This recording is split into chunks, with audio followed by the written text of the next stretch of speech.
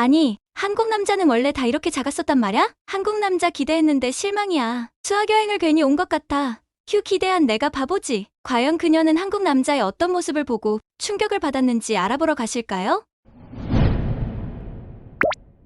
안녕하세요. 저는 일본 도쿄에 살고 있는 미호라고 합니다. 저는 원래 일본에서 인기를 끌고 있던 스노우맨이라는 남자 아이돌 그룹을 매우 좋아하던 평범한 소녀였어요. 그중 사쿠마 다이스케라는 멤버를 유독 좋아했죠. 제가 사는 일본의 남자들은 보통 키가 작고 엄청 왜소하다 보니 여자 입장에서 남자답다는 생각이 전혀 들지 않아요. 아무리 봐도 도저히 이성으로 보기에는 어렵더라고요. 길거리를 다녔을 때의 커플들만 봐도 여자는 엄청 이쁘고 매우 잘 꾸미는 데에 비해 같이 다니는 남자는 형편없었거든요. 저런 남자와 결혼해서 같이 사느니 차라리 혼자 살아야겠다는 생각을 많이 했었고, 실제로 일본에서는 이런 초식남 문제가 나라 차원에서도 심각하다고 여기고 있는 현실이에요. 그런데 이상하게 다이스케가 노래하는 부분이 TV에 나오면 제가 평범한 일본 남자들을 볼 때와는 다르게 가슴이 콩닥거리더라고요. 정말 학교에 있을 때도 집에서 공부를 하거나 밥을 먹을 때에도 다이스케 생각뿐이었답니다. 원래는 이렇게 남자 아이돌 그룹에 빠지지 않았었는데 중학교 3학년 때 주변 친구들이 남자 아이돌 누구가 잘생겼더라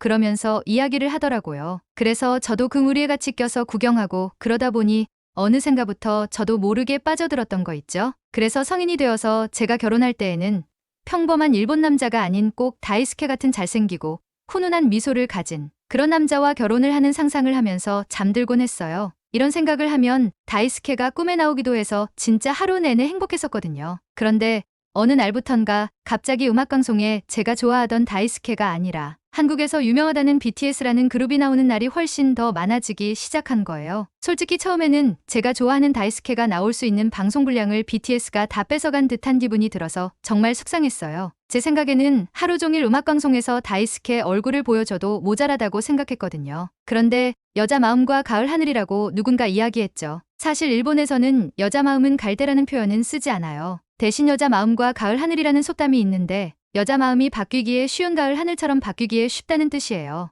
아무튼 제가 고등학교 2학년이 될 때까지 2년 동안 결혼하고 싶고 꿈까지 꾸는 수준으로 좋아했던 다이스케 대신 한국의 아이돌 그룹 BTS가 조금씩 눈에 들어오기 시작했어요. TV에서 워낙 많이 보이다 보니 멤버들의 무대를 어느 날 우연히 보게 되었는데 아니 멤버 전원이 자세히 보니 각자의 개성이 뚜렷하게 잘생기고 게다가 노래 실력까지 엄청난 거 아니겠어요? 사실 일본에서는 저 정도로까지 모든 면에서 완벽한 그룹을 찾는 건 불가능에 가까웠어요. 굳이 찾아보자면 애니메이션 캐릭터에 불과했죠. 하지만 BTS는 아니더라고요. 비주얼, 노래 실력, 춤 실력, 게다가 팬 서비스까지도 모든 면에서 다 완벽했어요. 특히 그중 진이라는 멤버가 유독 눈에 띄더라고요. 그날부터 저는 제가 그동안 짝사랑하던 다이스케에게는 미안하지만 BTS 출신의 진이라는 멤버에게 제 사랑을 대신 주기로 결심했어요. 사실 다이스케는 지금 봐도 잘생기긴 했어요. 하지만 진은 잘생긴 것뿐만 아니라 노래도 엄청나게 잘하는 게 아니겠어요? 일본 남자 아이돌 그룹은 비주얼이 괜찮다 할지라도 라이브 실력이 형편없는 게 사실이에요. 그 특유의 불안정한 목소리가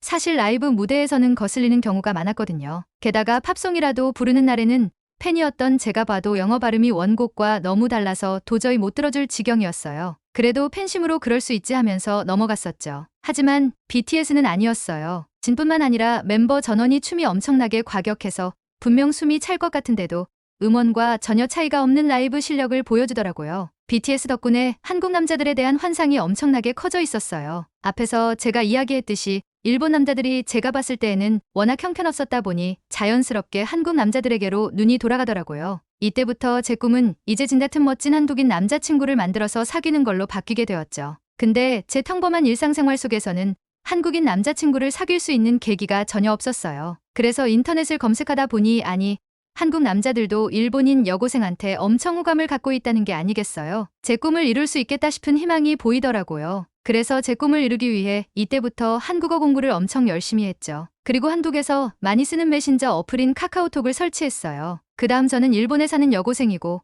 언어 교환을 하고 싶다면서 오픈 카톡방을 하나 만들었죠. 그러자 엄청 많은 사람들이 저에게 연락을 해오는 게 아니겠어요? 이렇게 많은 사람들의 연락을 한 번에 받아본 적이 없던 전 매우 당황했어요. 하지만 정신을 차렸죠. 이 와중에 이상한 사람들도 분명히 있을 테니까요. 그래서 한 사람씩 대화를 몇 번 해봤는데 아니나 다를까 이상한 사람들이 정말 수두룩하게 있더라고요. 한 명 한 명 차단을 하다 보니 마지막으로 한 사람이 딱 남더라고요. 그래서 유일하게 남은 이 사람과 여러 대화를 나눠봤는데 다행히 유일하게 정상적인 사람이었어요. 자기도 똑같이 일본어를 배우고 싶어서 들어오게 되었다는 거 있죠. 그때부터 저희는 카카오톡으로 여러 가지 대화를 나눴어요. 그렇게 대화를 나누다 보니 자연스럽게 친밀도가 올라가게 되었고 너무 궁금한 나머지 한번 만나보자는 이야기를 제가 했죠. 그런데 이 사람이 제가 살고 있는 도쿄에 교환학생으로 와서 지내고 있다는 거 아니겠어요? 마침 잘 되었다 싶어서 날짜를 잡고 만나기로 했는데 한 가지 걱정되는 게 있었어요. 바로 서로의 얼굴을 모른다는 거였죠. 그래도 이 사람은 자기 입으로 직접 괜찮게 생겼다는 이야기를 하더라고요. 카카오톡으로 이야기 나눴을 때에도 이상한 사람은 아닌 평범한 사람 같아 보이기도 했어요.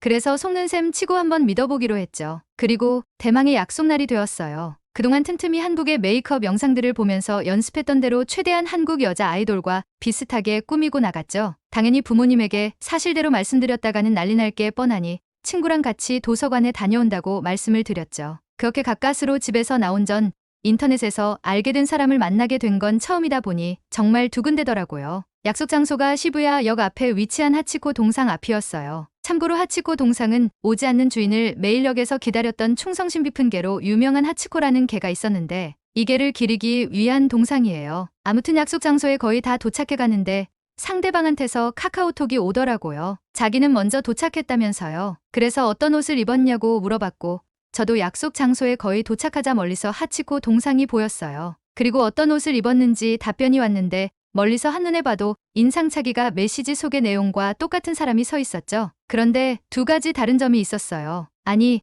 생각보다 너무 왜소한 거 아니겠어요? 게다가 머리가 떡져 있어서 누가 봐도 며칠은 씻지 않은 것 같은 모습을 하고 있었어요. 근처에만 가도 냄새가 날 것 같은 그런 모습 아시죠? 사실대로 말씀드리면 저는 그 모습을 보자마자 당황한 나머지 카카오톡을 삭제하고 말았어요. 다행히 제가 어떻게 옷을 입었는지 이야기하기 직전이었어서 상대방은 저를 보더라도 제가 메시지 속에 그 사람인 줄 몰랐었을 거예요. 거기에 사람이 워낙 많기도 하니까요. 정말 나쁜 행동인 건 알았지만 어쩔 수가 없었습니다. 제가 아까 이야기했던 BTS의 진이 한국 남자라고 할지라도 평범한 한국 남자들까지 모두 진과 같을 수 없다는 건 저도 알아요. 하지만 제가 봤었던 그 모습은 이걸 고려하더라도 정말 같이 다니기에도 부끄러운 그런 수준이다 보니 도저히 방법이 없더라고요. 제가 일본 남자들이 남성적인 매력이 없어서 싫었다고 이야기했었는데 오히려 일본 남자가 훨씬 나아 보이는 수준이었어요. 외적인 거야 타고난다고 치더라도 쉬는 거는 노력만 하면 할 수 있는 거고 사실 어떻게 보면 당연한 거잖아요. 사실 그 사람에게는 미안하지만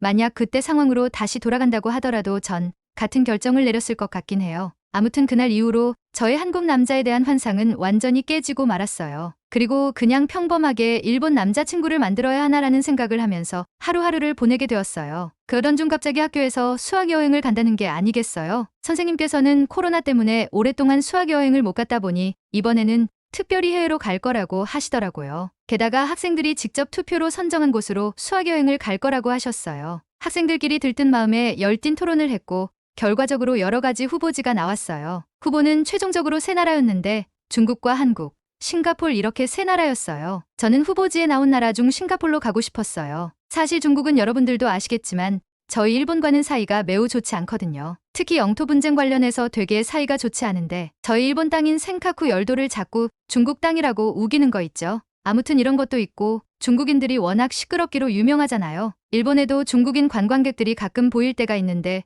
정말 질서도 안 지키고 시끄럽고 그렇다 보니 중국은 싫었어요. 그 다음 후보지는 한국이었는데 원래 갖고 있었던 한국에 대한 이미지가 저번에 연락했던 남자를 만난 이후로 정말 추락해버렸거든요. 그래서 오히려 중국보다도 가기 싫었던 곳이 한국이었어요. 유일하게 남은 싱가폴은 나라 자체가 크기가 작은 편이긴 하지만 굉장히 깨끗하다고 하더라고요. 사람들도 무척이나 친절하고요. 그렇다 보니 유일하게 별 단점이 없이 장점만 있는 곳인 것 같아 한번 경험해보고 싶다는 생각을 했죠. 그래서 싱가폴로 투표를 마친 전 투표 결과를 보고 절망하고 말았습니다. 하필 중국보다도 가고 싶지 않았던 한국이라니 차라리 한국에 갈 거면 수학여행 자체를 안 가는 게 낫겠다는 생각이 들 정도였죠. 하지만 선생님께서는 수학여행에 가지 않으면 학교에서 하루 종일 내내 공부만 해야 한다고 하시길래 하는 수 없이 가야겠다는 생각을 하게 됐죠. 사실 한국으로 간다는 말에 부모님도 정말 걱정이 많으셨어요. 한국 자체도 사실 저희 일본과 사이가 좋지 않잖아요. 저희 엄마는 심지어 한국으로 수학여행을 갔다가 돌 맞고 돌아오는 거 아니냐면서 유독 걱정을 하셨죠. 물론 저는 뉴스가 아닌 인터넷을 주로 보다 보니 일본이 과거에 저지른 실수가 엄청 많고 한국에게 매우 큰 상처를 줬다는 사실을 알고 있었어요. 게다가 일본이 그런 실수를 저질렀다고 할지라도 한국인들은 이유 없이 지나가는 일본인에게 돌을 던지는 행위를 하지 않는다는 사실 역시 알고 있었죠. 하지만 한국 남자가 키가 작고 왜소해서 남자로서 매력이 없고 씻지 않는다는 편견은 그때까지도 사라지지 않았어요. 제가 저희 부모님께 학교에서 하루 종일 공부만 하는 것보다는 차라리 수학여행 가는 게 낫다는 말씀을 드리자 부모님께서는 마지못해 보내주겠다고 하셨죠. 그렇게 수학여행 가는 게 확정되고 마침내 수학여행 가는 날이 되었죠. 별 기대 없이 친구들과 함께 한국으로 향하는 비행기에 올라탔고 인천공항이라는 공항에 도착을 했어요. 제 예상대로 일본인이라는 이유로 저희에게 돌을 던지는 그런 사람은 없더라고요. 그런데 제 예상과 다른 점도 있었어요. 생각보다 공항 자체가 무척이나 깨끗하고 거대하다는 거였죠. 편의시설은 또 어찌나 잘 갖춰져 있던지요. 목이 말랐고 마침 편의점이 보이길래 선생님께 물을 사러 편의점에 가겠다고 말씀을 드렸어요. 그런데 선생님이 웃으면서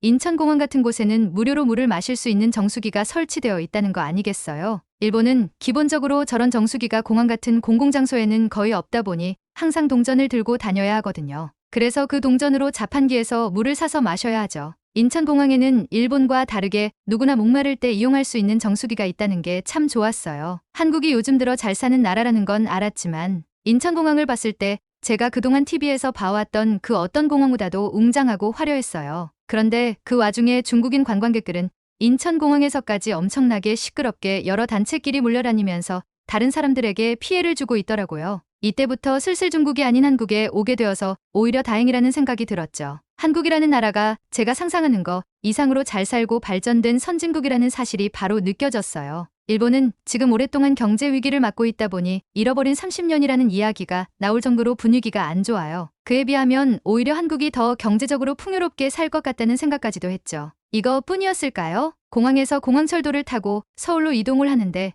지하철 역시 인천공항과 마찬가지로 엄청나게 깨끗한 거 있죠. 특히 서울 쪽으로 가다 보니 바다 위를 건너는 순간이 있었는데 이 순간은 정말 잊지 못할 것 같아요. 선생님께 여쭤보니 이건 영종대교라는 다리라고 하셨죠. 그리고 지하철 안에 타고 있는 한국 남자들이 제가 생각했던 그 모습이 전혀 아닌 거 있죠? 하나같이 키도 엄청 크고 어깨도 넓어서 무척이나 듬직해 보이더라고요. 게다가 피부까지 관리가 잘 되어 있는 걸 보니 엄청 매력적으로 보였어요. 가장 중요했던 건 모두 깨끗하게 잘 씻고 다니는 게 보였다는 거였어요. 가까이 다가가면 머리가 떡져 있는 악취가 아닌 좋은 향기가 났죠. 사실 제가 좋아했던 BTS 혜진만큼은 아니지만 모두 훈훈한 외모를 지니고 있더라고요. 헤어스타일 역시 일본의 남자들보다 훨씬 세련된 헤어스타일을 하고 다녔고요. 가장 확실하게 느꼈던 건 적어도 한국의 남자들은 모든 면에서 일본의 남자들보다 우월하다는 거였어요. 일본 남자들을 보면서 제가 결혼을 하지 말아야겠다고 생각했던 가장 큰 계기는 바로 남자답지 못하다는 거였어요. 그런데 한국 남자들은 다들 얼마나 듬직하던지요. 사실 저는 많은 걸 바라지 않고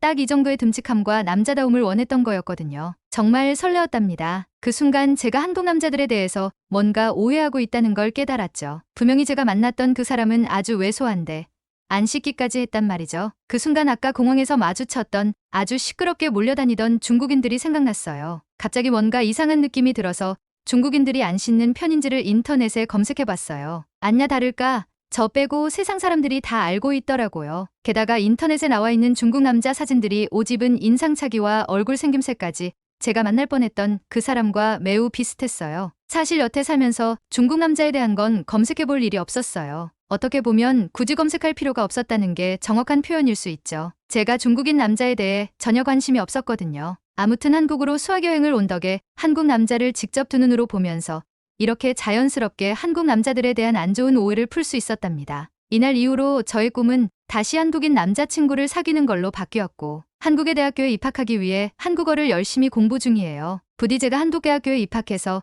한국인 남자친구를 사귈 수 있게끔 여러분들 많은 응원 부탁드릴게요. 그럼 우리 한국에서 만나요. 오늘의 이야기는 어떠셨나요?